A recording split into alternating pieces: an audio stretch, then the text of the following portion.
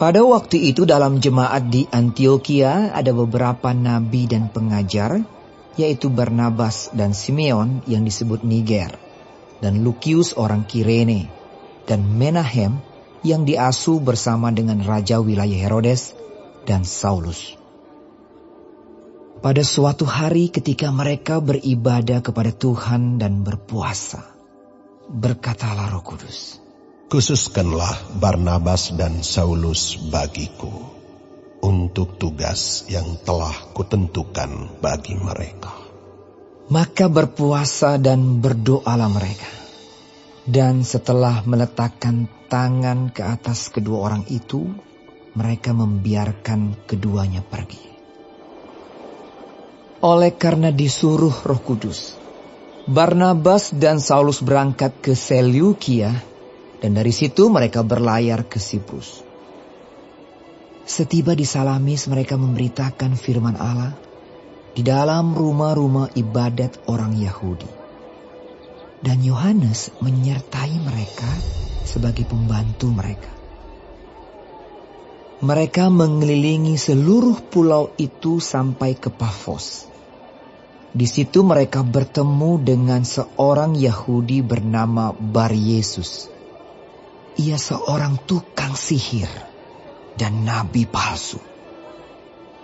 Ia adalah kawan gubernur pulau itu, Sergius Paulus, yang adalah orang cerdas. Gubernur itu memanggil Barnabas dan Saulus karena ia ingin mendengar firman Allah. Tetapi Elimas, demikianlah namanya dalam bahasa Yunani, tukang sihir itu, menghalang-halangi mereka dan berusaha membelokkan gubernur itu dari imannya. Tetapi Saulus, juga disebut Paulus, yang penuh dengan Roh Kudus, menatap dia dan berkata, "Hai anak iblis, engkau penuh dengan rupa-rupa tipu muslihat dan kejahatan. Engkau musuh segala kebenaran. Tidakkah engkau akan berhenti membelokkan jalan Tuhan yang lurus itu? Sekarang, lihatlah, tangan Tuhan datang menimpa engkau, dan engkau menjadi buta. Beberapa hari lamanya engkau tidak dapat melihat matahari." Dan seketika itu juga orang itu merasa diliputi kabut dan gelap. Dan sambil meraba-raba, ia harus mencari orang untuk menuntun dia. Melihat apa yang telah terjadi itu, percayalah gubernur itu. Ia takjub oleh ajaran Tuhan. Lalu Paulus dan kawan-kawannya meninggalkan Pafos dan berlayar ke Perga di Pamfilia.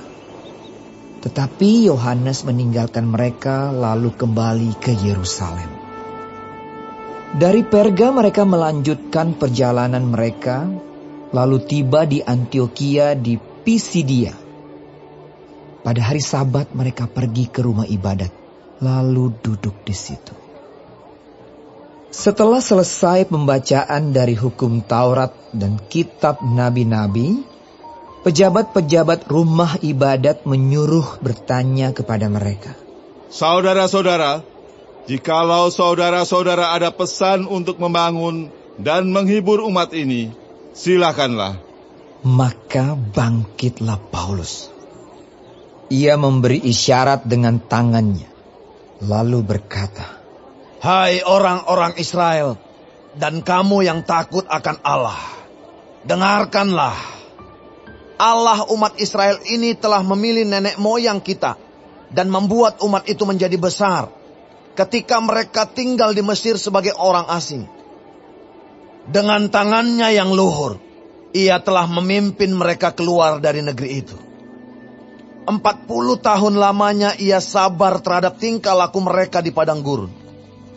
Dan setelah membinasakan 7 bangsa di tanah Kanaan, ia membagi-bagikan tanah itu kepada mereka untuk menjadi warisan mereka. Selama kira-kira 450 tahun. Sesudah itu ia memberikan mereka hakim-hakim sampai pada zaman Nabi Samuel. Kemudian mereka meminta seorang raja, Dan Allah memberikan kepada mereka Saul bin Kis dari suku Benyamin, 40 tahun lamanya. Setelah Saul disingkirkan, Allah mengangkat Daud menjadi raja mereka. Tentang Daud Allah telah menyatakan, Aku telah mendapat Daud bin Isai, seorang yang berkenan di hatiku dan yang melakukan segala kehendakku. Dan dari keturunannya lah, sesuai dengan yang telah dijanjikannya, Allah telah membangkitkan juru selamat bagi orang Israel, yaitu Yesus. Menjelang kedatangannya, Yohanes telah menyerukan kepada seluruh bangsa Israel, supaya mereka bertobat dan memberi diri dibaptis. Dan ketika Yohanes hampir selesai menunaikan tugasnya, ia berkata, Aku bukanlah dia yang kamu sangka, tetapi ia akan datang kemudian daripadaku. Membuka kasut dari kakinya pun aku tidak layak. Hai saudara-saudaraku, baik yang termasuk keturunan Abraham, maupun yang takut akan Allah, kabar keselamatan itu sudah disampaikan kepada kita. Sebab penduduk Yerusalem dan pemimpin-pemimpinnya tidak mengakui Yesus.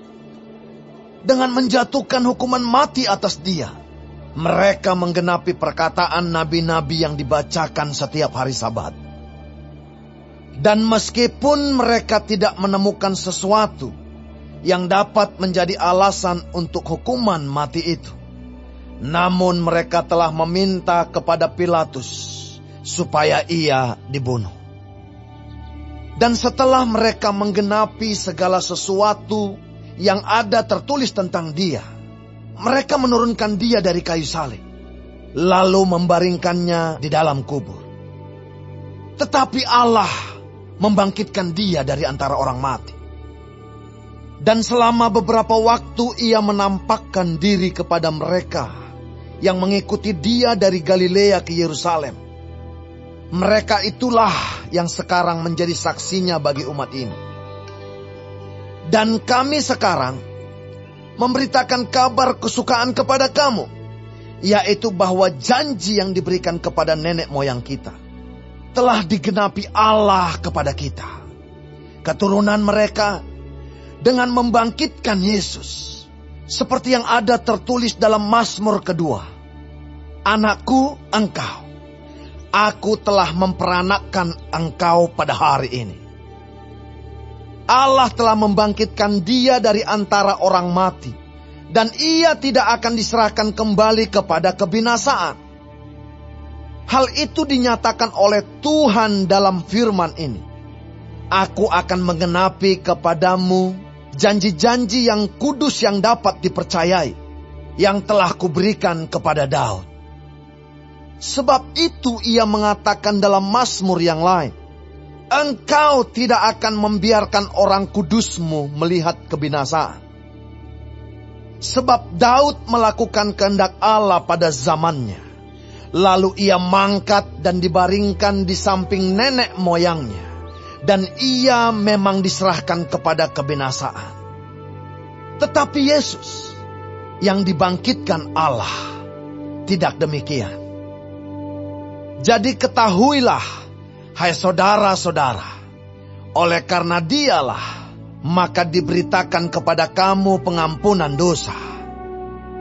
Dan di dalam dialah, setiap orang yang percaya memperoleh pembebasan dari segala dosa, yang tidak dapat kamu peroleh dari hukum Musa. Karena itu, waspadalah, supaya jangan berlaku atas kamu apa yang telah dikatakan dalam kitab nabi-nabi. Ingatlah, hai kamu penghina-penghina, tercenganglah dan lenyaplah. Sebab aku melakukan suatu pekerjaan dalam zamanmu, suatu pekerjaan yang tidak akan kamu percayai jika diceritakan kepadamu. Ketika Paulus dan Barnabas keluar, mereka diminta untuk berbicara tentang pokok itu pula pada hari Sabat berikutnya. Setelah selesai ibadah, banyak orang Yahudi dan penganut-penganut agama Yahudi yang takut akan Allah mengikuti Paulus dan Barnabas. Kedua rasul itu mengajar mereka dan menasihati supaya mereka tetap hidup di dalam kasih karunia Allah. Pada hari Sabat berikutnya datanglah hampir seluruh kota itu berkumpul untuk mendengar firman Allah.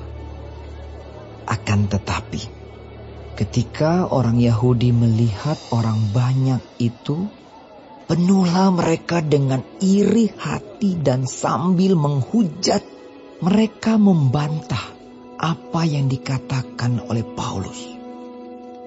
Tetapi dengan berani, Paulus dan Barnabas berkata, "Memang kepada kamulah firman Allah harus diberitakan lebih dahulu. Tetapi kamu menolaknya dan menganggap dirimu tidak layak untuk beroleh hidup yang kekal. Karena itu kami berpaling kepada bangsa-bangsa lain. Sebab inilah yang diperintahkan kepada kami. Aku telah menentukan engkau menjadi terang bagi bangsa-bangsa yang tidak mengenal Allah, supaya engkau membawa keselamatan sampai ke ujung bumi." Mendengar itu bergembiralah semua orang yang tidak mengenal Allah, dan mereka memuliakan firman Tuhan. Dan semua orang yang ditentukan Allah untuk hidup yang kekal menjadi percaya. Lalu firman Tuhan disiarkan di seluruh daerah itu. Orang-orang Yahudi menghasut perempuan-perempuan terkemuka yang takut akan Allah dan pembesar-pembesar di kota itu, dan mereka menimbulkan penganiayaan atas Paulus dan Barnabas dan mengusir mereka dari daerah itu. Akan tetapi Paulus dan Barnabas mengebaskan debu kaki mereka sebagai peringatan bagi orang-orang itu, lalu pergi ke Ikonium. Dan murid-murid di Antiokhia penuh dengan sukacita dan dengan Roh Kudus.